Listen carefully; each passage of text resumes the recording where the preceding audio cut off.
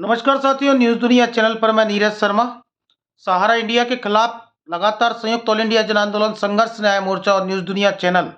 लामबंद तरीके से सहारा के पीड़ित निवेशकों की आवाज़ को बुलंद तरीके से आगे बढ़ा रहा है। और जिस तरह से 30 तारीख को पूरे देश में चक्का जाम की स्थिति थी, सहारा के पीड़ित निवेशक सड़कों पर उतरे थे और अपने भुगतान की मांग को करते हुए लगातार सरकार और सहारा रिफंड पोर्टल जिस तरह से सहारा के इन्वेस्टरों के लिए फेल साबित हुआ है और सहारा के निवेशकों को भुगतान नहीं मिल रहा, उसके लिए पूरे देश में चरणबद्ध तरीके से 27 तारीख को जो है दिल्ली के जंतर मंतर पर होते हुए आंदोलन 10 जनवरी को आंदोलन दिल्ली में चक्का जाम की स्थिति बनी और 30 जनवरी को पूरे देश में चरणबद्ध तरीके से सहारा के पीड़ित निवेशकों ने संयुक्त ऑल इंडिया जन आंदोलन संघर्ष न्याय मोर्चा के बैनर तले राष्ट्रपति जी को एक ज्ञापन सौंपा और 13 करोड़ निवेशकों के लिए 12 लाख के एजेंट साथियों के लिए इच्छा मृत्यु मांगी। और क्योंकि अब कोई विकल्प नहीं है और जिस तरह से संयुक्त ऑल इंडिया जन आंदोलन संघर्ष न्याय मोर्चा ने 1 फरवरी को जंतर मंतर पर आंदोलन किया, उस पर द हिंदू ने भी बड़ी एक खबर अपने जो है पेपर में प्रकाशित की और लगातार सहारा इन्वेस्टर के लिए फेल्यूर साबित हुई है मोदी सरकार। जिस तरह का जो है उन्होंने लेख छापा और देश भर के चरणबद्ध तरीके से प्रिंट मीडिया ने भी इसको खबर बनाई। तो पूरे देश में सहारा के पीड़ित निवेशकों का भुगतान की समस्या आगामी लोकसभा चुनावों में, जो लोकसभा चुनाव 2024 आने वाले हैं और आचार संहिता लगने वाली है, तो सहारा के भुगतान का मुद्दा चरणबद्ध तरीके से चुनावी मुद्दे में तब्दील होने वाला है। इसी क्रम में ये जो खबर निकल कर आ रही है और लोकसभा में 6 सांसदों ने सहारा रिफंड पोर्टल की खामियां और सहारा रिफंड पोर्टल से निवेशकों को पैसा न मिलने के कारण तारांकित जो है प्रश्न पूछा है और 6 सांसदों को उन्होंने सरकार और सहकारिता मंत्रालय से प्रश्न जवाब किया है। ये संयुक्त ऑल इंडिया जन आंदोलन संघर्ष न्याय मोर्चा पूरे देश में चरणबद्ध तरीके से सहारा के पीड़ित निवेशकों की आवाज को बुलंद कर रहा है। उसी का नतीजा है कि लोकसभा में आज मंगलवार है 6 फरवरी और 400 तारांकित प्रश्न क्रमांक 496 को 6 फरवरी को यह प्रश्न पूछा गया है और इसमें जो प्रश्न है उसकी पूरी डिटेल में मैं आपको बताने जा रहा हूं। तो तारांकित प्रश्न क्रमांक 496 लोकसभा मंगलवार 6 फरवरी 2024 और सीआरसीएस सहारा रिफंड पोर्टल को आरंभ करना 496 श्रीमती डिंपल यादव जो अखिलेश यादव की धर्मपत्नी है, श्रीमती संगीता कुमारी देव, श्री विनोद कुमार सोनकर, श्री भोला सिंह, श्री राजा अमकेश्वर नायक, डॉक्टर सुकांत मजुमदार, ये 6 लोगों ने जो प्रश्न लगाया है और इन्होंने क्या प्रश्न पूछा है, क्या सहकारिता मंत्री ये बताने की कृपा करेंगे कि क्या सरकार द्वारा किया गया सहकारी समितियों के केंद्रीय पंजीयन सीआरसीएस सहारा इंडिया रिफंड पोर्टल की कई तकनीकी मुद्दों के कारण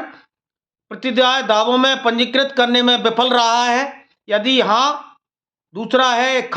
यदि हाँ तो सरकार सीआरसीएस सहारा इंडिया रिफंड पोर्टल में प्रतिदाय दावे जमा ना करने की शिकायतें मिली हैं? यदि हाँ, तत्समयी ब्यौरा क्या है? अब तक कितनी शिकायतें प्राप्त हुई हैं और हल की गई हैं? और क्या सरकार प्रतिदाय के आवेदन ईमेल, भारतीय डाक के माध्यम से प्राप्त करने का विचार है? यदि कई निवेशक दूर दराज के क्षेत्रों में से हैं तो उनके पास इंटरनेट उपलब्ध नहीं है, और यदि हाँ तो तत्समयी ब्यौरा क्या है? अब तक राज्यवार कितने दावे आवेदन पंजीकृत किए हुए हैं और निवेशकों का ब्यौरा क्या है जिन्हें सेबी से प्राप्त सहकारी समितियों में फंड में प्रतिदाय पहली किस्त का भुगतान किया गया है? मंत्रालय और निवेशकों को अब तक लौटाई गई राशि का ब्यौरा क्या है? तो ये 6 सांसद जिन्होंने अमित शाह से सहकारिता मंत्रालय से प्रश्न किया है, ये सांसद हैं श्रीमती डिंपल यादव, श्रीमती संगीता कुमारी देव, विनोद कुमार सोनकर, भोला सिंह, श्री राजा अमेश्वर नायक और डॉक्टर सुकांत मजुमदार। और सहकारिता मंत्रालय और अमित शाह ने जो जवाब दिया है उसमें सहकारिता मंत्रालय द्वारा रिट याचिका क्रमांक 191/2022 पिनाक पानी मोहंती भारत सरकार अन्य दायर की गई अंतरिम याचिका माननीय उच्च न्यायालय 29/3/2023 के आदेश में अन्य बातों के साथ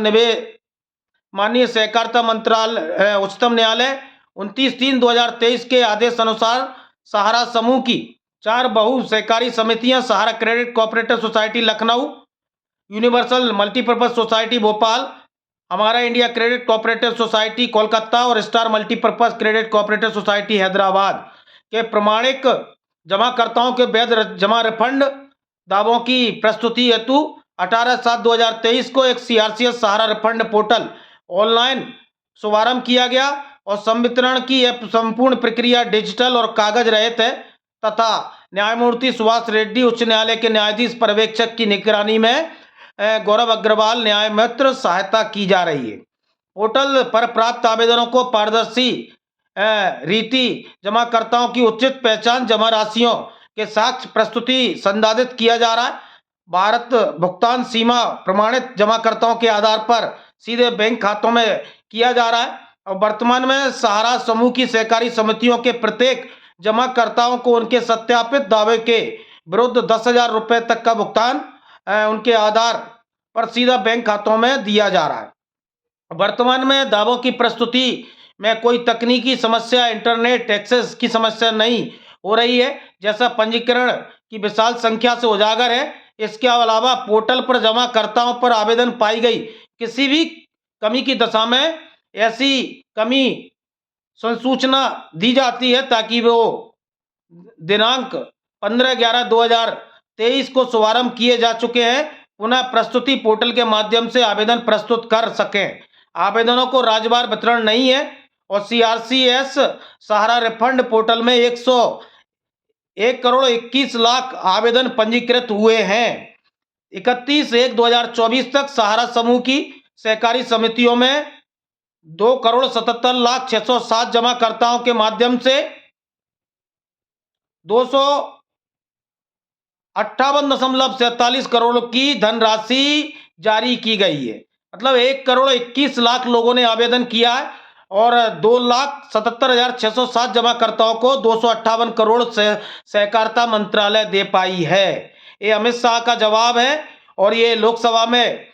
जो है प्रश्न पूछा गया था। और जिस तरह से सहारा इंडिया के खिलाफ में पूरे देश में संयुक्त ऑल इंडिया जन आंदोलन संघर्ष न्याय मोर्चा लगातार आंदोलन कर रही है। सरकारों पर बड़ा दबाव है और सरकारें भी समझ रही हैं कि ये लोकसभा में जो है चुनावी मुद्दा है और चुनावी मुद्दा बनेगा। इसमें पूरे आंकड़े नहीं दिए गए कि इतनी डेफिशिएंसियां केवल 2,77,000 लोगों को जो है भुगतान दिया जाता है 10,000 और 10,000 के नीचे के अमाउंट का। 1,20,21,00,000 लोगों को जो है बता रहे हैं कि आवेदन पंजीकृत हुए जबकि क्लेम करने वालों की संख्या 3,44,00,000 है। अधूरी जानकारी सहकारिता मंत्रालय ने द्वारा दी गई है और 6 सांसद आज सहारा रिफंड पोर्टल की खामियों को उजागर कर रहे हैं और ये खामियां सहारा की सोसाइटियों के मैनेजमेंट की है, सहारा प्रबंधन की है, मोदी सरकार की है। और निवेशक ने अपना आधार कार्ड दिया है, अपना अकाउंट नंबर दिया है, अपना पैन नंबर दिया है और उससे वैध दस्तावेज दिए हैं, फिर भी उनको डेफिशिएंसी और कमियां दिखाकर उनको जो है लटकाया जा रहा है और समय को खींचा जा रहा है। यही अमित शाह जी थे, इन्होंने 45 दिन में पैसा देने की बात की थी और आज 9 माह बीत जाने के बाद भी निवेशकों के साथ न्याय नहीं हो रहा। तो ज्यादा से ज्यादा लोग न्यूज दुनिया नीरज शर्मा यूट्यूब चैनल को लाइक एवं सब्सक्राइब करते रहें। जिस तरह से संयुक्त ऑल इंडिया जन आंदोलन संघर्ष न्याय मोर्चा और जिस तरह से महाबली सिंह जी ने भी कहा है कि सड़क से संसद तक आपकी आवाज को उठाया जाएगा, तो 6 सांसदों ने सहारा के पीड़ित निवेशकों की भुगतान की मांग को पुरजोर तरीके से न केवल सदनों तक उठाया है और ये आंदोलन की बड़ी जीत है और लगातार सरकारों पर दबाव बनाने जरूरी है। तो उठो साथियों, आंदोलन को बड़ा करें। 26 तारीख को चरणबद्ध तरीके से अपने अपने जिला, अपने अपने जनपद में आंदोलन के रूप में ज्ञापन देते दिखें और सड़कों पे आगे आए। आपकी संख्या बल ही आपका लड़ना, आपका जो है लड़ाई को आगे बढ़ाना ही आपको भुगतान दिलाएगा। तो उठो साथियों, जागो और संयुक्त ऑल इंडिया जन आंदोलन जब तक हमारे हिस्से की, हमारे खून पसीने की कमाई हमको हमारे अकाउंट में, अपने बैंक अकाउंटों तक नहीं आएगी, जब तक लड़ते रहेंगे और जब तक इस लड़ाई को आगे बढ़ाते रहेंगे। आप लोगों का केवल साथ और सहयोग चाहिए और संयुक्त ऑल इंडिया जन आंदोलन संघर्ष न्याय मोर्चा का एक क्रांतिकारी साथी, जुझारू साथी लड़ रहा है। और न्यूज दुनिया चैनल को आप लोग ज़्यादा से ज़्यादा लोग लाइक एवं सब्सक्राइब करते रहिए, ग्रुपों में शेयर करते रहिए। जय हिंद, जय भारत।